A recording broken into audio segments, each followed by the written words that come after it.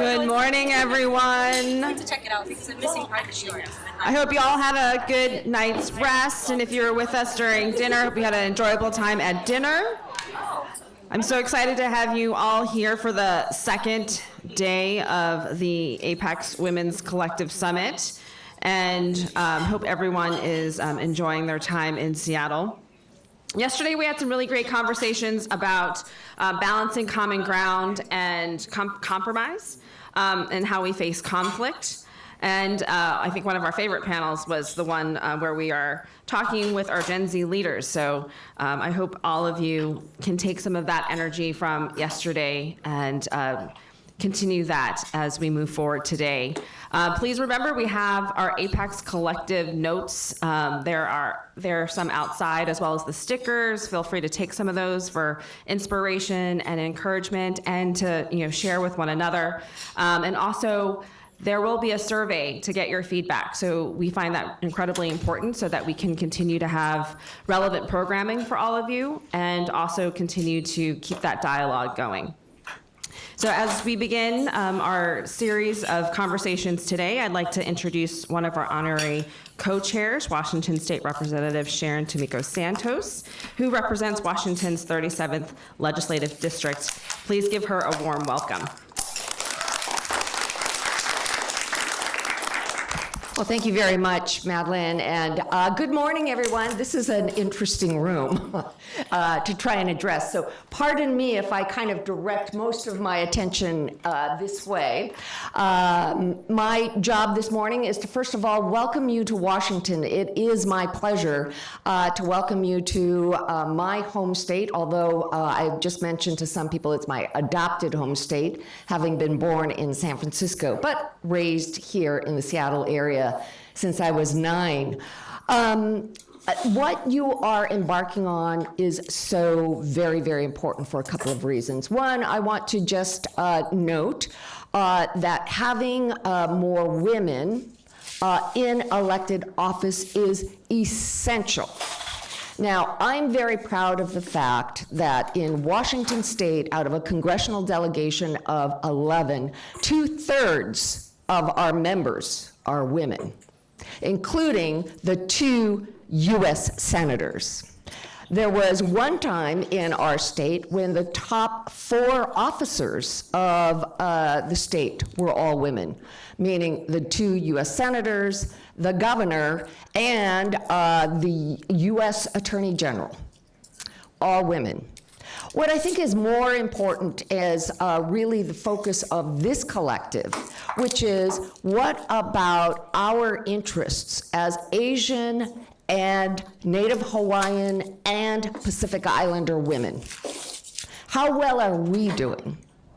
Well, I'm very proud that in the Washington State Legislature, there are 8 out of the 67 women who serve in the legislature are Asian and Pacific Islander women.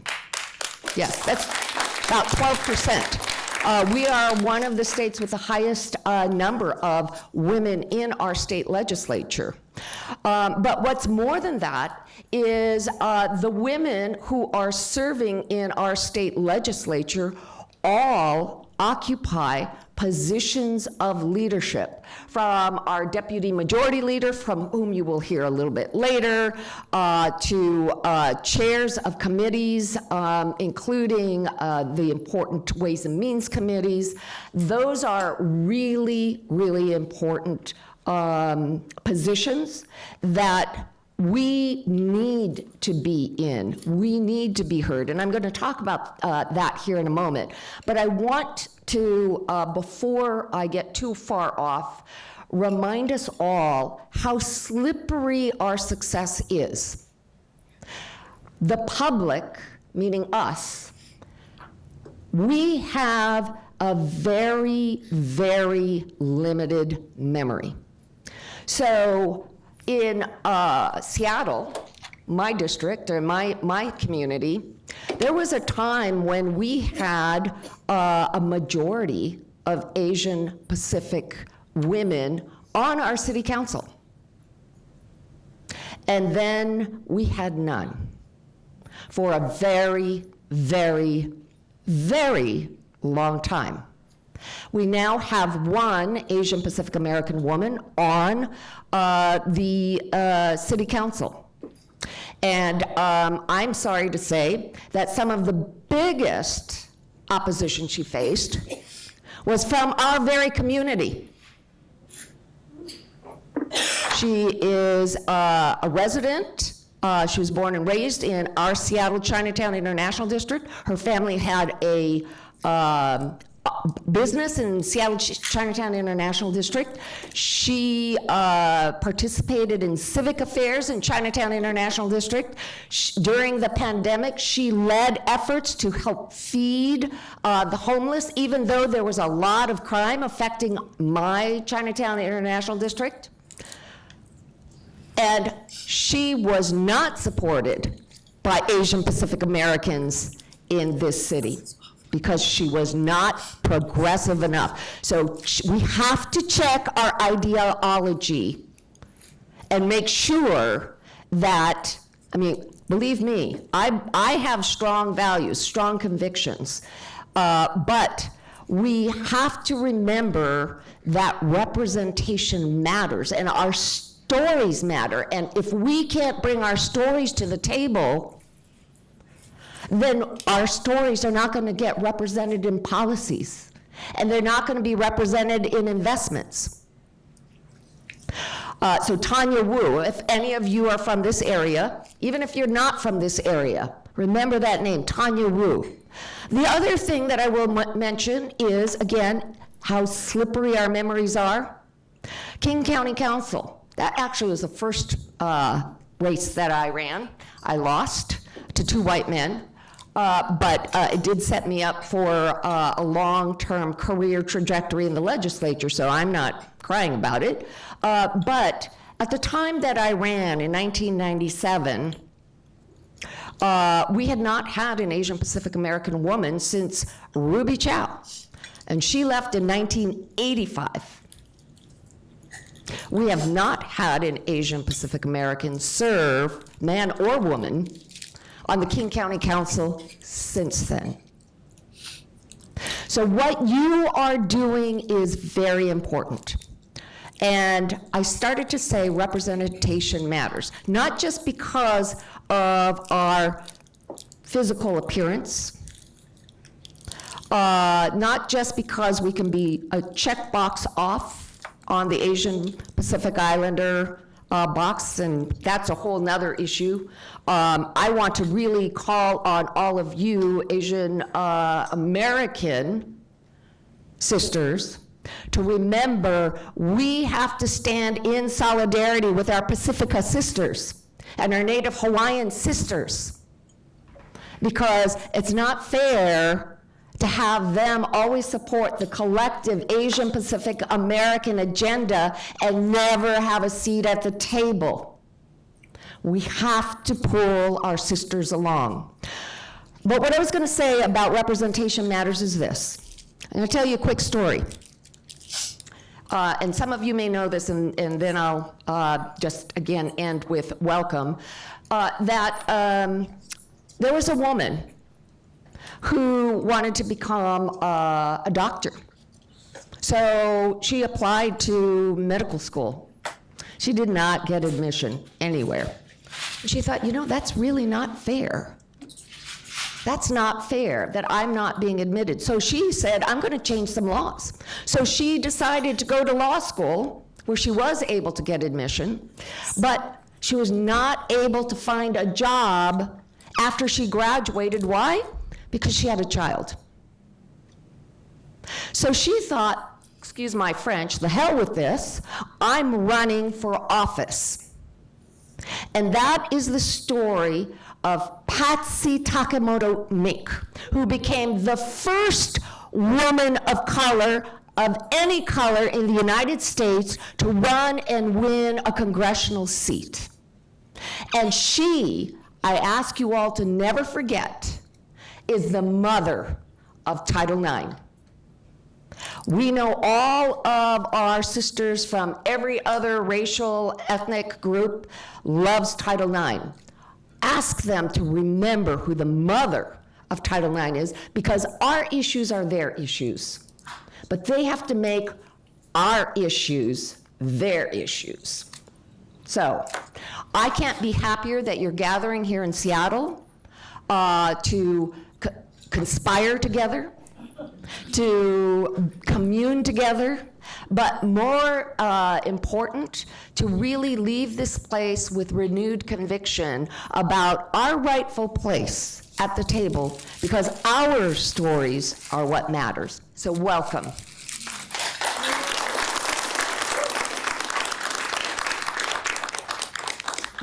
Thank you so much for that history lesson as a reminder to all of us about what it means to work in solidarity and to be good allies. Such an inspiring remarks. Thank you so much. Next, I would like to welcome to the stage another one of our honorary co-chairs, Washington State Representative My-Linh, who represents the state's 41st Legislative District. Please give her a warm welcome. Thank you. Who just did that? Who just go hoo-hoo? Mona. Oh my God. Good morning. Good morning. And I too would like to follow Representative Santos to welcome you to Washington State. I sat there and listened to Representative Santos. I knew in my heart when I got out of the house this morning, knowing that I will follow Representative Santos, I knew that she's going to give us something to think about, not just immediately, not just today, but many days to come.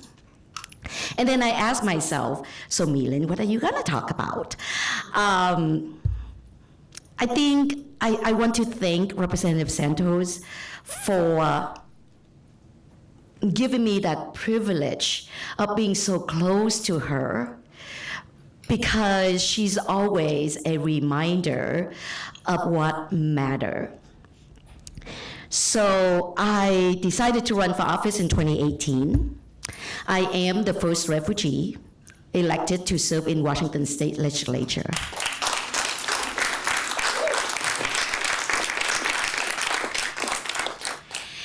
And I believe a lot of our work seated in our why. And my why is about the love of our people, of our community. But to Representative Santos' last point, is a deep love I have for my children. We have to continuously think global and always center back to you yourself. Who am I? I can only run on issues so much about other people's well-being until I can connect other people's well-being to my children, my own well-being. Can I sustain in this fight? Because, dear sisters, this is the fight of our lifetime. Sustainability, to me, have to anchor in love, not in anger. Anger is an emotion that drives us to action. Love is also an emotion that drives us to action. We have a choice to make because it comes through of our every being and our surrounding. For whoever we sit down and have that cup of tea, that cup of coffee, or a hello, we influence people at our hello. We influence people at that very first handshake. It has to come from that deep love, because otherwise We won't feel it ourselves, so how could we influence others? And that is how we build our coalitions. That's how we build our community. And that is how we advance our cause. And when we advance our cause, and I'm going to borrow this from President Obama, it's not a red state, it's not a blue state. It's the United States of America. And that is how we can bring those who might not have the same ideology as we are, but bring those with that deep-seated love. Don't take the concept of being selfish as a concept we want to avoid. We need to see that nuance in the difference between what being selfish, meaning doing everything for me, versus seeing us, take it back, versus seeing myself in all of us, in all of us, and seeing all of us in me. Those are the nuance and the difference, and that is how we can be united. And that is how we can be in the same room with different ideology in one direction. So serving as a deputy majority leader in the House Democratic Caucus, my main goal in the last 2 years has been about modernizing the legislative process. Because the legislative process, because the system in place, because everything we do from a single rule of how you can dress up and show up on the House floor, the Senate floor, to how you address one another, are all designed to exclude us, people of color. And so my job is to break that down, is to change it, is to move it at the foundational level. So guess what? Nobody likes what I'm doing. So what I need to do and what I need to figure out is how to get them on board. And going back to what I started with, we get people on board when people feel that you are in their corner. And we are the government elected by the people, for the people. We are always in their corner. Make it show. Welcome to Washington State.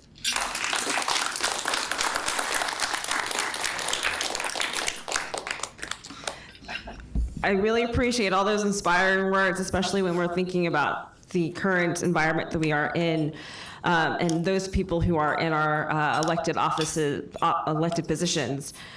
So, Representative, thank you so much for inspiring me, and I hope all of you, as we think about what it means to be a public servant and what it means to be a leader, and how we can take a very positive outcome, a positive outlook to get us to the outcome that we're all trying to work towards. So thank you very much for joining us today. Next, I would like to welcome to the stage Tammy Tran, the Principal Manager of the Supplier Diversity and Development of Southern California Edison. She has been to previous Women's Collective summits, and I am very honored to have her here with us today in Seattle. She was with us when we were doing our Las Vegas Women's Summit, and so it's a pleasure to see her again. Please give her a warm welcome. All right. Thank you, everybody. I'm very honored to be here, and it has been an inspiring morning so far, especially if I can call you My-Linh. Thank you so much for your words and for reminding us that what we do is really based in love. Love for our community, love for our children. In fact, I'm here with my children, Annalise Mai and Viet Xander Mai, and Quỳnh Tâm and Viet, and I named him Viet because I want him to remember where he comes from. I am too the daughter of a refugee. So I'm very honored to be here on behalf of Southern California Edison and our parent company, Edison International. And I know as a mother of two, as a daughter refugee, refugees, and refugees that had a great life before the war came and took that away. Refugees that had a great life before we lost the war, and they had to, in their 30s, decide to leave a country, leave their families to find a better life in search of democracy. So it is ironic in a lot of ways when you think about the path of the Vietnamese. It's going to be 50 years next year that we lost our country and left to be here in America. And a lot has happened in the past 50 years. And to be here today thinking about defending democracy in America is quite ironic, but it also is something that is very unique when you think about the history of humanity. I'm very happy to be here on behalf of Southern California Edison because that story that we all come from, the challenges, the hardships, the sacrifices that those that made for us, before us, would not have made it possible for us to be here. To be together today in this room on a beautiful Saturday morning in Seattle is something that we all should be very grateful for. Southern California Edison International is very supportive of APAICS. I would not be standing here working for a corporation if it wasn't. We have leadership at all levels that represent the API community, including API women. My boss, up until 10 months ago, was Caroline Choi, our first Korean American woman that became a senior vice president of regulatory affairs and then corporate affairs, overseeing government, corporate communications, and a lot of other things that are very important at the company. In fact, she's number 3. I joined the company 11 years ago when we had no API leadership at the executive level. I became, by accident, the president of our BRG, in part because I felt like the president at the time had said that he felt like we were not representative, that the only thing that the company cared about was our cultural experiences. That they only depended on us to do Asian Pacific American Heritage Month, to celebrate the Lunar New Year. And I knew that that was not the case. I knew, looking at the African Americans, the Latinos that were advocates and leaders in the company, they were advocating for the advancement of individuals at the company into leadership. And it occurred to me at the time that we didn't see ourselves as leaders. And we don't see ourselves as leaders within the business workplace. It's very difficult for us to continue to be seen as leaders across society, whether it's in government and seats of power. And so leadership exists, opportunities exist everywhere, and it's incumbent upon us to look for those leadership roles. And so I became president of the BRG.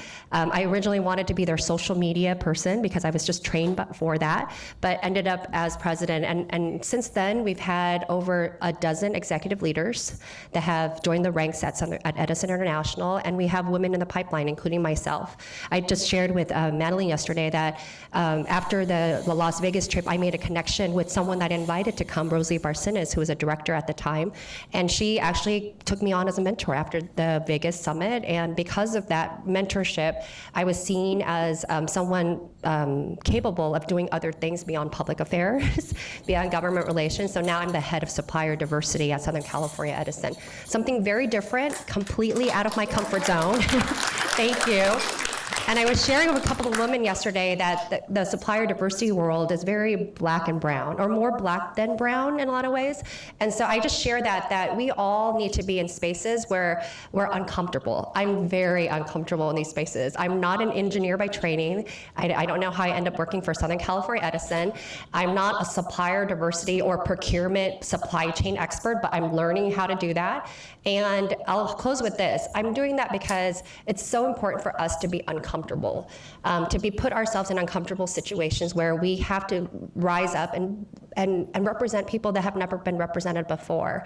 So I would encourage all of you to continue to be uncomfortable, to step into your leadership, to encourage organizations and corporations like Amazon, like Edison International, and other corporations to continue to elevate women, elevate APIs into leadership positions, and we are going to make a difference. That's just our story. Like My-Linh said, our parents have made sacrifices. I'll share a quick personal note. My father was admitted to the hospital the day before my 44th birthday, about a month ago, and it made me realize the fragility of life. how fragile life is, and seeing my father at his most vulnerable week made me realize how much he has sacrificed for me to be where I am today, to be able to bring my children with me to this collective. That's why we are doing what we are doing.